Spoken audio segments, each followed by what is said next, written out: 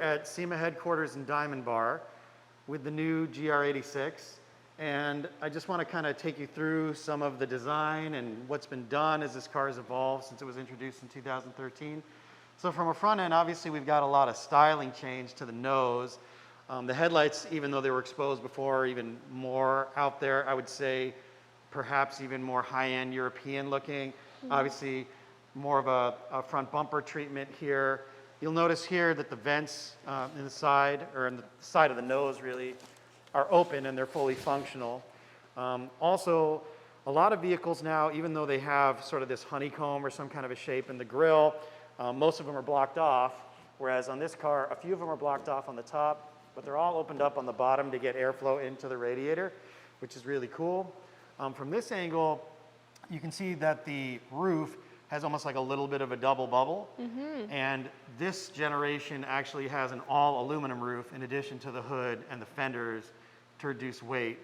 So as we kind of walk around here to the side, we've got a very similar brake package, but what we have is a wheel that has gone up a ½ inch in width. This actually is the premium model. So this is one of the features, is the 18 by 7.5 wheel with the Michelin Pilot Sport 4 tire, which is a super grippy tire. Before it was only available on the TRD Special Edition. Now it comes on every premium that you can get from Toyota here for the GR86.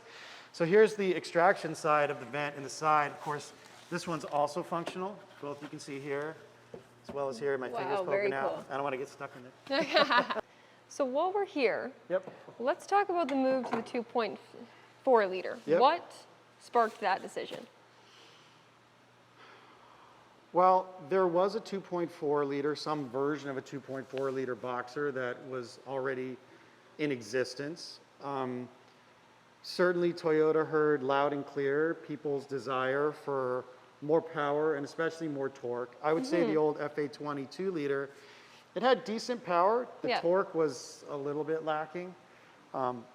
So in doing this, which they mostly did by making the bore wider, you not only increase the horsepower by almost 20%, but if you remember we looked at that curve, there's a lot more area under the curve and torque, and also that whole valley where it dips down from 3,000 to 4,000, they virtually eliminated it. So even though it's got more horsepower, basically the torque characteristics of the motor really were improved. And I think you're gonna feel that in places, so since I'm a racer, you'll feel that in places where we talk about punching out of the corner. The ability to actually squirt out of the corner when the driver goes to gas as he's going around the apex and heading to the exit, that's gonna really be felt. So horsepower lives way up high, but you need that torque to pull yourself out of the corner. So I think that that's gonna help. It'll even help if you're just a casual canyon carver on Mulholland driving by the rock store, for instance. Now leading into the aftermarket industry, what are some things that you believe we will be seeing for the GR86 from aftermarket manufacturers? So since we're here at the SEMA Garage, and the whole reason why we have these cars is because we're having a measuring session for the aftermarket companies to figure out what they're going to build and how they're going to make it all fit and work right. We've already seen some of what the interest is, so I can speak very specifically to it. I would say that you're going to see coilovers coming out for the car. You're going to see big brake kit coming out for the car. You're going to see a whole lot of different wheel options for the car. You're going to see a supercharger system for the car. That's great. So you ask about forced induction. I'm sure that there will be a supercharger system for the car based on what we've seen in terms of the interest level. There'll certainly be brake pads for the car. There's probably going to be some carbon fiber stuff for the exterior of the car. Maybe somebody will create a wide body.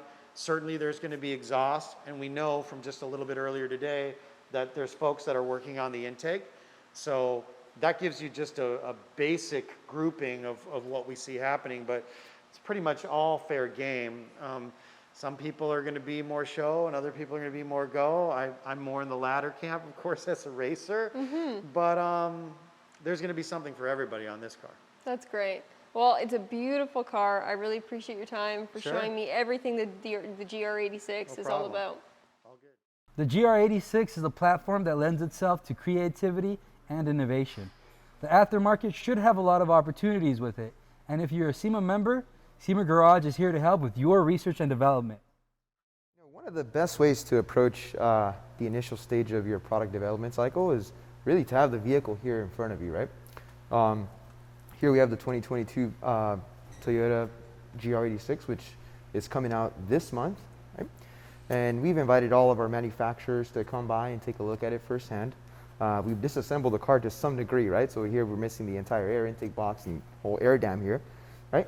And members, they can come in and take a look at it and, take either a physical measurement, they can 3D scan the thing, take pictures, you name it. So there's a lot of different ways that members can come in and collect data for the initial stage of the product development, right? Again, looking at the thing firsthand, in here, in person, you get to touch the thing. So it's not just looking at pictures, Think about it, if you had to develop an aftermarket air intake for this vehicle, you have no access to the vehicle, and you're depending on pictures online. Think about how difficult that is. That sounds like it would not be a fun way to start a project. And then that's when you run into issues of, maybe there's a component that you didn't see at all. Worst case, you go into production with your aftermarket products, and you have no digital reference, you have no actual hard data on the vehicle itself. And worst part, if it doesn't fit, that makes you look bad. Yeah, it definitely makes you look bad. It makes it so that the end consumer doesn't have a good time with your product, right? Because the installation is difficult. So again, by bringing this vehicle here and putting it to the stage that it is now, we give our members a clean slate to start with, and they go about their ways and go back to their engineering team and start developing products. So with the 3D scanner, we're able to get exact measurements that we can in turn give to our engineers so they can develop a product that fits exactly the first time. Is that correct? That is correct. Yeah, we will digitize the entire space here that we're looking at. But let me show you. Let me show you how this works.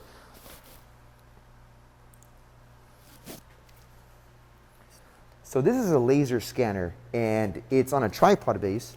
And you'll notice some scanners require dots and targets. Luckily, this one doesn't, so it makes it for a much easier approach, right, without having to put all the targets in there.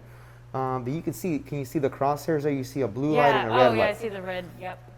Okay, as you get closer, those get out of line, or as you go further, you get out of line. So as long as you're kind of in that sweet spot there, you'll also get a green indicator light in the front here that tells you that you're in. Oh, so you want the crosshairs lined up with the blue line. You got it, exactly. Got it, okay. So, and then you'll hear noise coming out of the laptop. That's indicating that you're collecting data. Okay.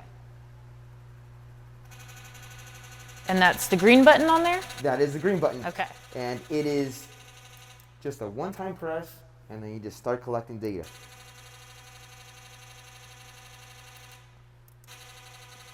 So you don't have to press and hold it. You do not have to press and hold it. No. Okay. Luckily. So that's it. Yeah. That's it. That makes That saves it your easier. finger a little bit there. Yeah.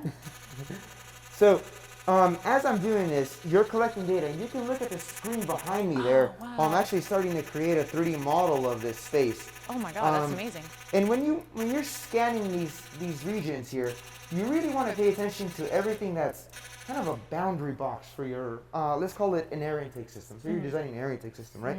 So you want to see where the inlet is for the engine, right? And you want to start thinking about which way you're going to route this, the air intake pipe.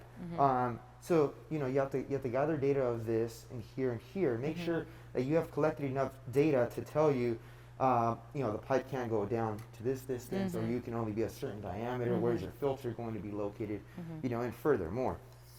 So let's start collecting some more data down here, and you can see it should be placed right in back in here. Now, it's not just about the boundary box too, but you also got to start considering the top surfaces here too, right? Because you can't have your intake be higher than the engine, right? And you also probably need a mounting surface. Correct, yeah, for the exactly. airbox. Yeah, and then you start looking at places like here where you can use that as a mounting bracket for your air, to sustain it from it falling down. Yeah. So, and again, when I do this for our members, I position myself in a way that, if I was the designer of this air intake system, what would I like to see captured in a digital model? So, and that's what I do. So I put myself in that position, and I collect as much data as I can in order to transfer that over to our members. Okay. I'll hand it over to you, and then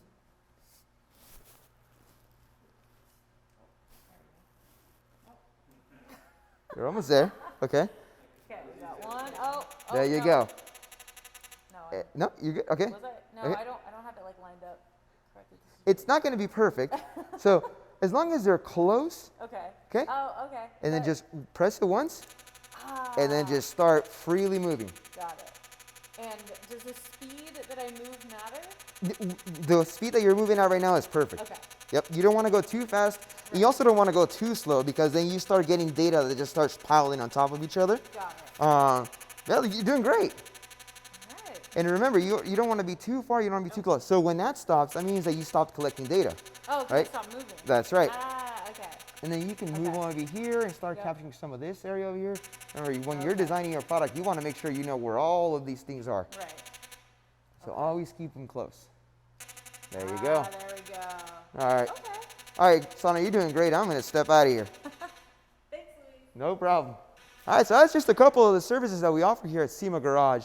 But if you want to learn more about the widespread variety of services that we do offer, I encourage you to go to semagarage.com and explore all those different services.